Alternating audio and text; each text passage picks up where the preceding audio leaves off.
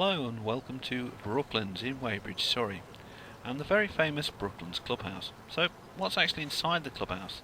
Well, there's a billiard room, which has a few cabinets that's dedicated to the Lock King family, who are the people that actually built Brooklands. Way back in 1906, Hugh Lock King was persuaded to build the world's first purpose-built motor racing circuit, and in 1907 it was opened as Brooklands. Centrally positioned within the clubhouse is this, which is a weighbridge and its attendant office. Possibly the modern day equivalent would be the scrutineering area at most race circuits. Also to be found within this room are a few cabinets mounted into the wall containing model cars, one of which could even be the last vehicle that went around the full Brooklands circuit on James May's programme, when of course scale electric cars were used in the last race at Brooklands. Another room on the ground floor and painted in shocking pink is of course the ladies' reading room, where the lady drivers, of course, who are a big part of the Brooklands scene, would retire for a bit of R&R between races. Many portraits adorn the walls of some of these brave women drivers.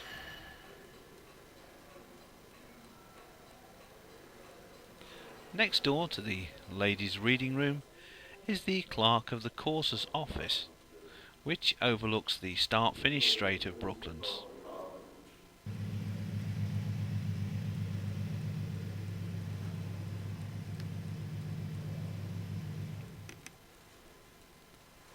Outside, the Campbell Sheds. It's here where the great Napier Railton was built and is usually kept. Contained within, of course, are many cars like MGs, Morgans, Austins, Bentleys, all of which raced here at Brooklands in the time period between 1907 and 1939. There's also some quite interesting displays. Finish. And a job or two. Now, racing. But it wasn't just cars that raced at Brooklands. Motorbikes raced here too. In fact, on the day we were there, the Norton Owners Club were paying a visit.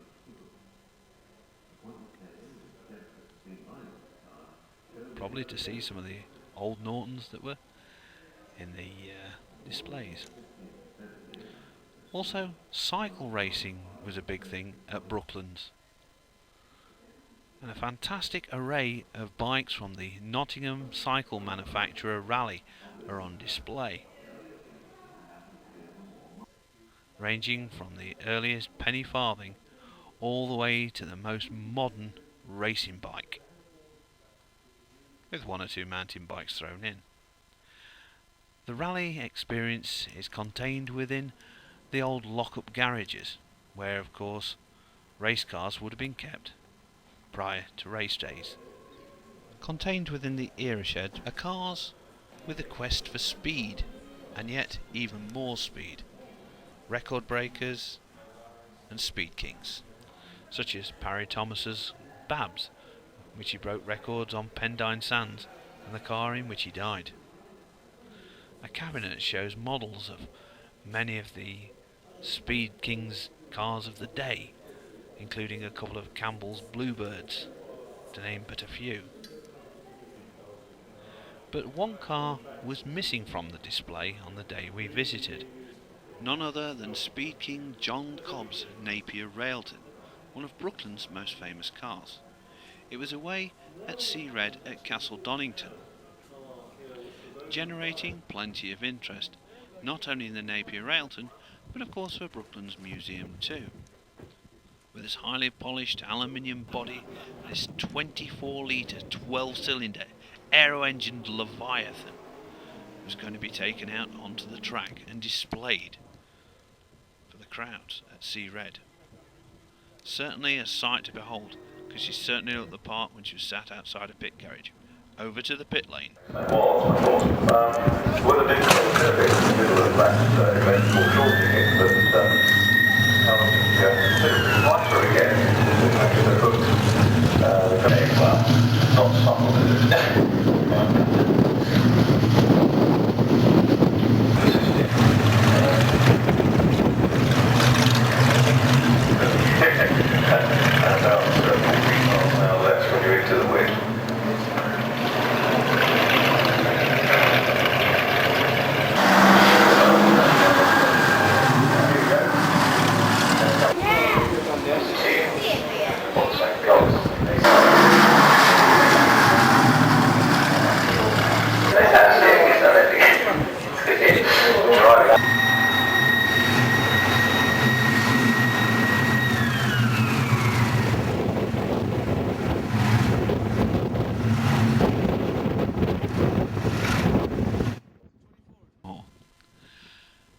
special treat where the Napier Railton was concerned was when she was left with her engine covers off, so you could actually get a good close look at that 24 litre Napier line engine.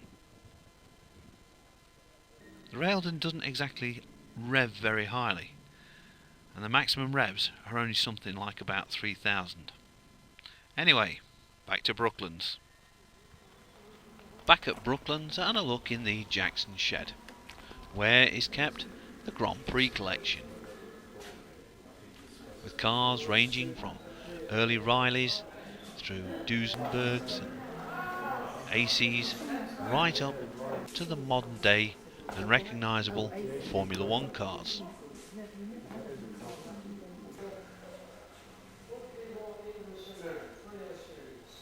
There's even a simulator so you can drive around the Brooklands circuit. Sadly, however, only a computer-generated version of the circuit. Moving outside for a while, we notice some little buildings like little filling stations, and that's exactly what they were. Would have been very busy on race days. And of course, the race car bays, or paddock shelters as we know them these days. Nowadays it's a case of bring your own if you want to. Moving on to the test hill. This 352 feet long hill is split into 3 gradient sections. The first from level to 1 in 8, the second from 1 in 8 to 1 in 5, and the final and steepest section goes to 1 in 4. The hill was built for auto testing in 1909, acceleration tests by ascending the hill at speed, and braking tests descending the hill and trying to stop. The hill, as you can see, is thankfully still used today by visiting auto clubs.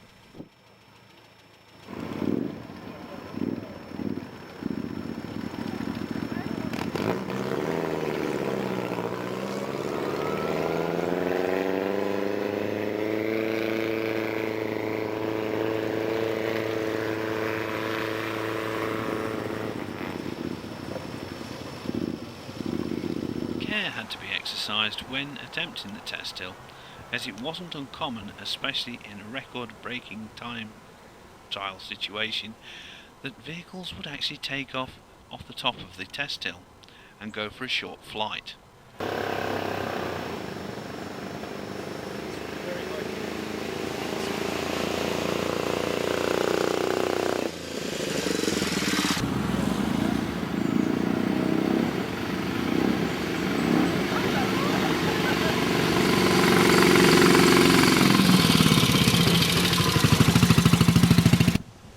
Atop the test hill, the Members Hill restaurant. The road that passes the front of the restaurant would lead down to the entrance, which was a passageway that led under the track to the railway station at Weybridge. This road led to the Members Bridge. So the restaurant must have been a hive of activity in those early days at Brooklands. Hiding behind the restaurant is a concrete tower. This, in fact, was where anti-aircraft guns were placed during the Second World War for use in protecting the aircraft factories. Hidden behind these trees is, of course, Members Banking, and that most iconic shot, the Members Bridge spanning Members Banking. Here we are on Members Bridge, looking down at the banking. Note the little Marshall points there, set into the wall. James May sadly wasn't there with his Scalextric track that day, so we didn't actually see the record.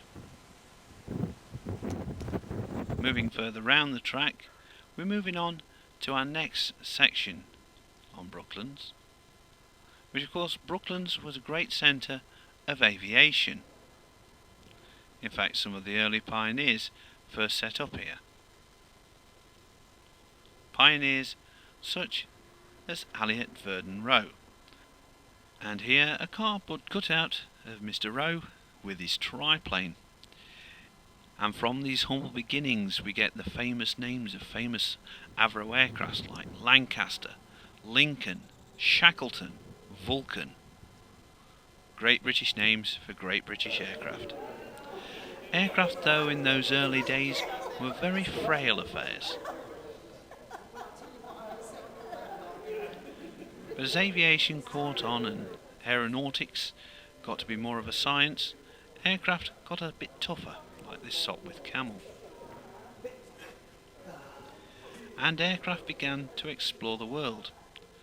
Here we see a Vickers Vimy. The Vimy, of course, is famous as not only being built at Brooklands, but being the first aircraft to cross the Atlantic, in the hands of John Alcock and Arthur Whitten Brown. This replica Vimy has actually recently only just come out of flying condition and is now sadly a museum exhibit, but hopefully one day will fly again.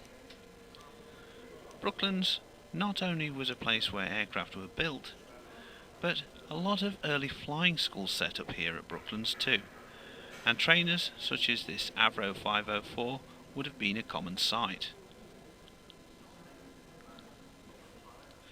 One of Brooklands' most famous aircraft is of course Arthur Robert, the Loch Ness Wellington, brought up from the bed of Loch Ness and fully restored by dedicated volunteers at the museum.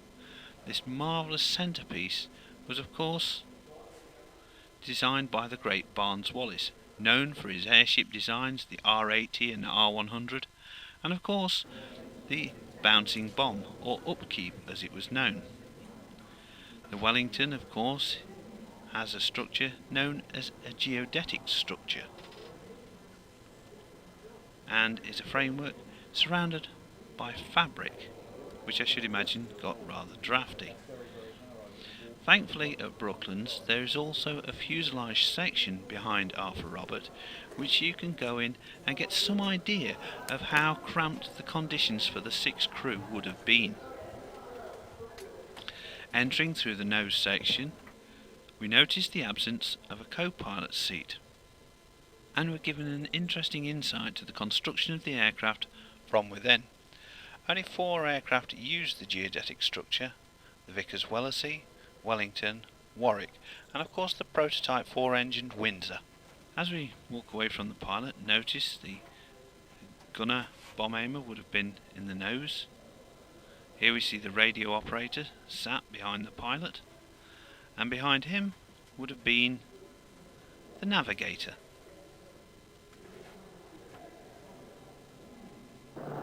All in all, 6 crew were needed on a Wellington. Note the fence-like protrusion to the left. This would have been a wing spar that would have gone all the way across the aircraft.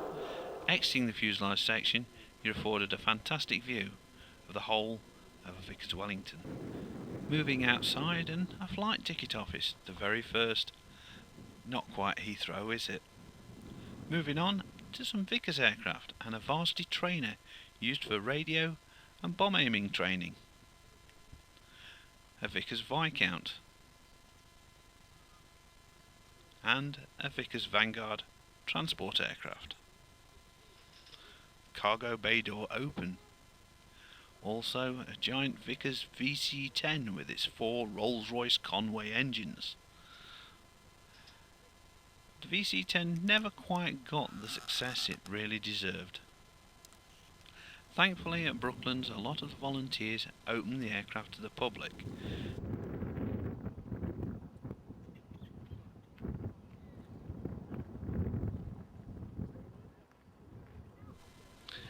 There's also a decent collection of aviation associated vehicles.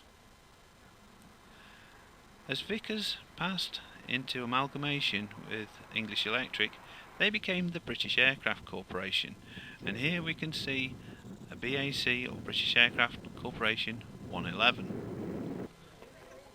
The BAC TSR-2. Brooklands is fortunate in having a nose section of this aircraft, and a further amalgamation between BAC this time and of course the French company Aerospatiale, and of course Speedbird 1, Concorde. Concorde underneath, a rather beautiful aircraft that a lot of us feel should really still be in service.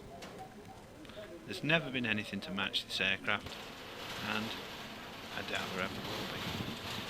The building behind Concorde houses some rather interesting aviation artifacts. First of all, there is a fantastic collection of engines. And not just jet engines either. The engines range from rotary piston types to engines like this Rolls-Royce Olympus that was developed into the engines for Concorde, Rolls-Royce Merlin. And here we see an RB199 Tornado engine, complete with thrust buckets. Exiting the engine hall at the top end, you get to see one thing which I find is one of Brooklands' most marvellous things: the stratospheric chamber with a whole Vickers Valiant nose in it.